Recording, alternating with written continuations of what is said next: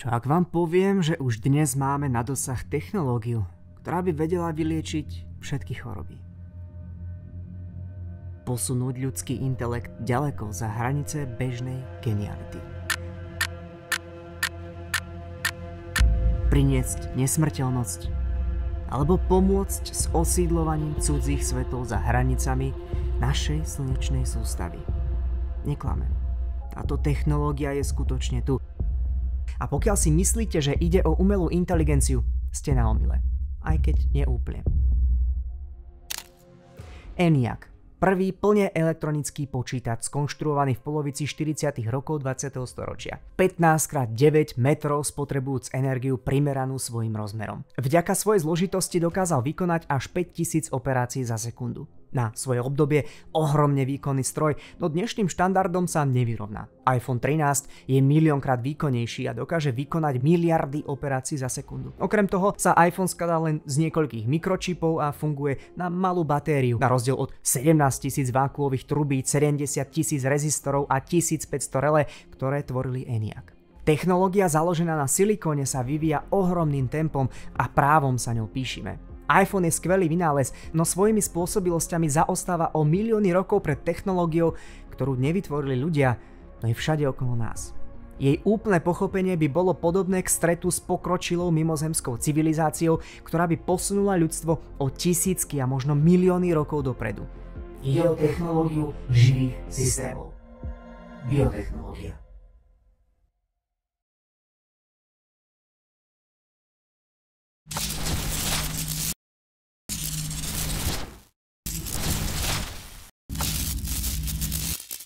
V roku 1953 Watson a Crick ostreľovali gamma žiarením kryštál molekuly, o ktorej sa domnievali, že ide o základnú informačnú jednotku života. Obrázok 51. Výsledok experimentu, ktorý pomohol odkryť štruktúru tejto molekuly. DNA. Centrálny element nesmierne komplikovanej mašinérie v bunkách na udržiavanie života ako takého. Tieto procesy berieme ako samozrejmosť, no skúste sa nad tým zamyslieť. Vo vašich bunkách práve teraz existujú malé nanoboty, ktoré verne replikujú vašu DNA. V takmer každej jednej bunke. OK, možno nevyzerajú takto, ale skôr takto. Váš iPhone je oproti DNA replikáze kijak pravekého človeka. Vytvoriť podobného nanobota s našou technológiou, ktorý by dokázal replikovať DNA, je kompletne za hranicami našej spôsobilosti. Príroda to však dokáže. A podobné technologické zázraky s rôznymi úlohami sú všade okolo nás. V baktériách, vo vírusoch, v listoch rastlín, úplne všade. Hoci biotechnológiu nevieme replikovať, dokázali sme ju osedlať a využívať pre vlastné potreby. Kam sa len pozriete, tam nájdete stopy technológie života. PCR testy na testovanie chorôb, využívajúce nanoboty replikujúce DNA. Antibiotika sú produktom malých nanobotov na výrobu chemikálií, ktoré dokážu zabíjať baktérie. Genetické inžinierstvo používa malých nanobotov, ktorí dokážu strihať DNA a vytvárať organizmy podľa našich snov. Terapie, kde geneticky modifikujeme biele krvinky, vytvárajúc obranných nanobotov bojujúcich s rakovinou. To je biotechnológia. Technológia, ktorá má neobmedzené možnosti. Ak príroda má nanobotov na regeneráciu končatín u niektorých živočíchov, tak prečo nie u ľudí?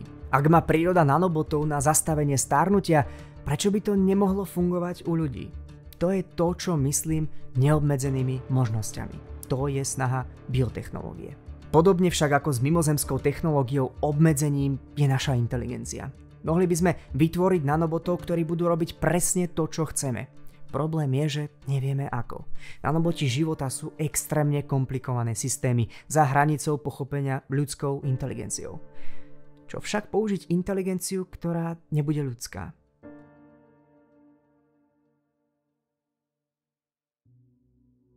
Prírodná technológia je technológia 3D priestoru. Všetky molekulárne nanoboty sú miniatúrne proteíny, ktoré sú zložené zo sekvencie aminokyselín. Je to niečo ako stavebnice Lego, ktoré sa podľa pravidiel vesmíru skladajú do rôznych tvarov, ktoré priamo ovplyvňujú ich funkciu. Vírus dokáže infikovať bunku, pretože jeho povrchové proteíny presne zapadajú do receptorov. DNA replikáza presne zapadá na DNA a tak ju vie chytiť a replikovať. Dopaminové receptory majú tvar, do ktorého presne zapadá dopamín a tak dokážete cítiť potešenie pri konzumácii jedla. Pochopením 3D štruktúry molekúl dokážete ovládnuť ich funkciu a plne ovládnuť biologickú technológiu. Problém je v tom, ako 3D štruktúru spoľahlivo predpovedať a dizajnovať. Aj relatívne malý proteín zložený zo 100 Lego skladačiek má neskutočne veľa možností na finálny tvar. Mnohokrát je možností viac ako atómov v celom pozorovateľnom vesmíre. Táto úloha je nad možnosťami ľudskej inteligencie. Nie však tej umelej. Ahojte, YouTube je v podstate teraz môj full-time job. Ak sa vám páči moja tvorba a chcete, aby to ďalej pokračovalo, tak samozrejme ja musím z niečoho žiť. Ak sa vám páči moja tvorba, môžete zvážiť podporu cez Patreon alebo cez PayPal. Veľmi by mi to pomohlo. Cením si každého, ktorý sa vydáte touto cestou a budete ma podporovať. Ďakujem.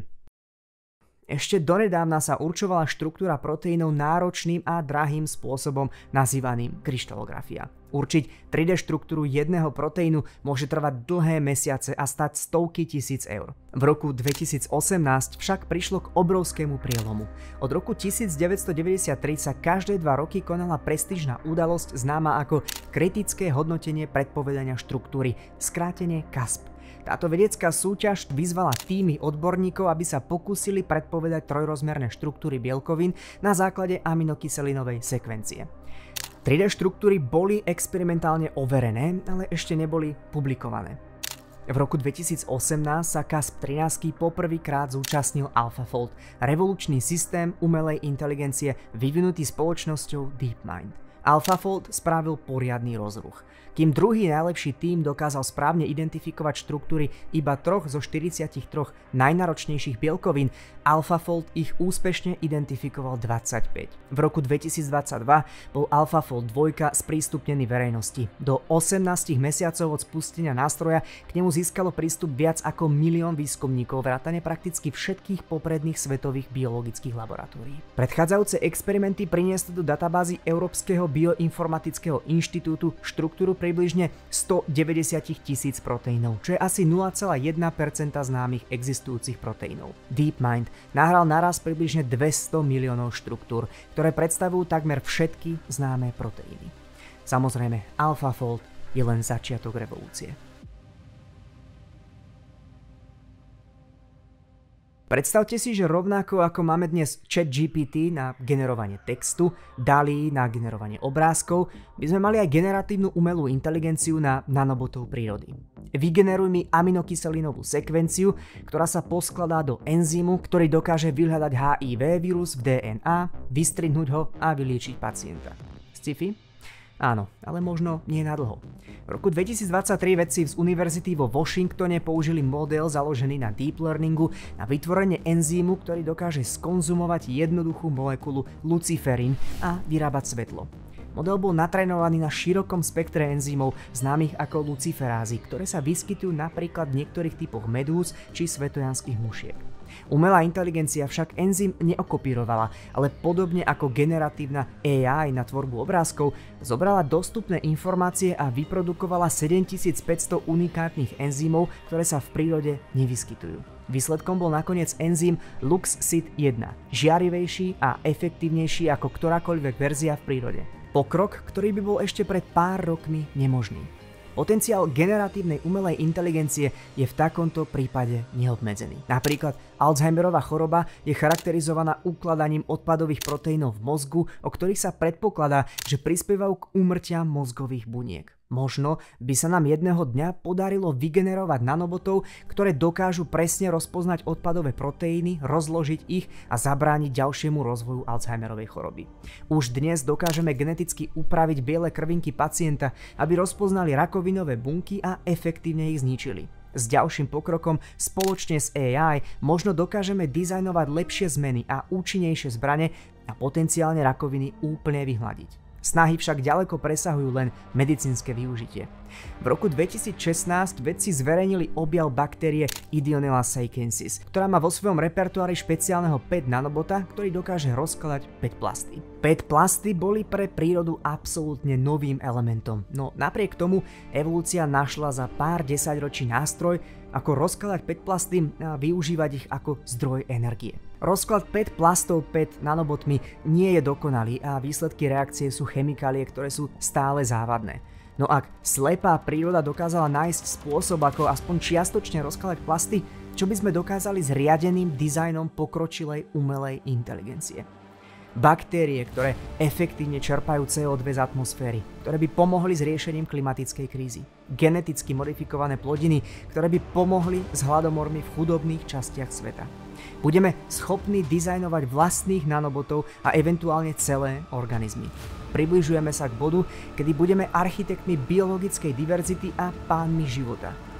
Zároveň však aj pánmi smrti. Vyhľadím človeka, ktorého som stvoril z povrchu zeme. Od človeka až po hovedo, až po plazy, až po nebeské vtáctvo, lebo ľutujem, že som ich stvoril. Skupina vedcov z farmaceutickej spoločnosti v Severnej Karolíne používa generatívnu umelú inteligenciu na urýchľovanie výroby liečiv. Systém je nakrmený obrovským množstvom dát liečiv a po zadaní vlastností vám vie ponúknuť alternatívny, efektívnejší dizajn nového liečiva. Jedného dňa si však povedali, čo ak by sme logiku otočili a namiesto liečiv by sme dizajnovali jedy. Za pár hodín umelá inteligencia nadizajnovala 40 000 chemických zbraní, z ktorých mnohé boli pravdepodobne toxickejšie ako Novičok alebo VX. Samotných výskumníkov prekvapilo, aké jednoduché to bolo. A lot of the things we used are out there for free. You can go and download a toxicity dataset from anywhere. If you have somebody who knows how to code in Python and has some machine learning capabilities, then in probably a good weekend of work, they could build something amazing like this generative model driven by toxic datasets. Čím je technológia prístupnejšia, tým sa zvyšuje riziko na jej zneužitie. Zoberte si príklad atomovej bomby. Výroba atomovej bomby je stále náročný proces, ktorý nie je možné zreplikovať u niekoho v garáži. Ale predstavte si, že by to možné bolo. Na internete by existoval návod, ako si vyrobiť mohutné centrifúgy pomocou 3D tlačiarne na spracovanie uránu, ktorý by bol bežne dostupný v supermarkete. Krok za krokom nasledujete jednoduché PDF a na konci procesu dostanete primitívnu atómovú bombu, ktorou dokážete vyhodiť do vzduchu polovicu vášho mesta. Obraz ako z dystopickej budúcnosti, no niečomu obdobnému čelíme na pôde biotechnológií a umelej inteligencie. Syntéza chemických zbraní, teroristické útoky syntetizovanými patogénmi. Nástrahy sú všade. Už dnes si dokážete kúpiť syntetizátor DNA za približne 20 000 eur. Jednoducho zadáte sekvenciu a výsledok bude čistá DNA podľa vašich predstav. Ešte donedávna nebol prakticky žiadny problém stiahnuť si sekvenciu vírusu H5N1, vírusu s potenciálom zabiť až 50% nakazených ľudí. Len si predstavte, že by si ho nasyntetizovala a upravila nejaká fanatická teroristická skupina. Nehovorím, že by to bolo úplne triviálne, no ešte 15 rokov dozadu by to bolo absolútne nemožné. Ako to však bude vyzerať po 20 rokov? Hoci bol doteraz pokrok fascinujúco rýchly, stále sa nám darilo účinne limitovať riziká. Najprv sme vymysleli autá a potom aj pásy v autách. Najprv sme našli nebezpečné patogény a potom sme prišli aj s bezpečnostnými reguláciami v biologických laboratóriách. Najprv sme sa naučili programovať a vytvárať malvery a potom antivírusové programy. S novou technológiou je to vždy tak. Najprv ju vyvinieme, potom sledujeme, aké sú negatívne účinky a vytvárame účinné protiopatrenia. Čím je však technológia mocnejšia, tým sa stáva podobný postup viac a viac bezohľadným. V noci 24. januára 1961 sa bombardér B-52 počas letu rozpadol nad Goldsboro v Severnej Karolíne, pričom na palube mal 2 jadrové bomby. Počas havárie sa obidve bomby oddelili od lietadla a padli na zem. Hoci mali bomby niekoľko bezpečnostných mechanizmov, u jednej z nich zlyhali takmer všetky a od výbuchu ju delil jeden jediný mechanizmus. Mali sme šťastie. Tak ako v ďalších minimálne 3 prípadoch, kedy došlo k podobným incidentom a nejakým šťastím nedošlo k detonácii. V rukách máme dnes potenciálne omnoho mocnejšiu technológiu. Budeme sa opäť spoliehať na náhodu a šťastie? Alebo je konečne čas začať robiť proaktívne opatrenia? Ako v oblasti biotechnológií, tak aj AI. Pretože ak tak neurobíme, môžeme sa zobudiť do rána, kedy už bezpečnostné pásy nebudú mať koho zachrániť. Ja som Peťo a toto je Be Wise.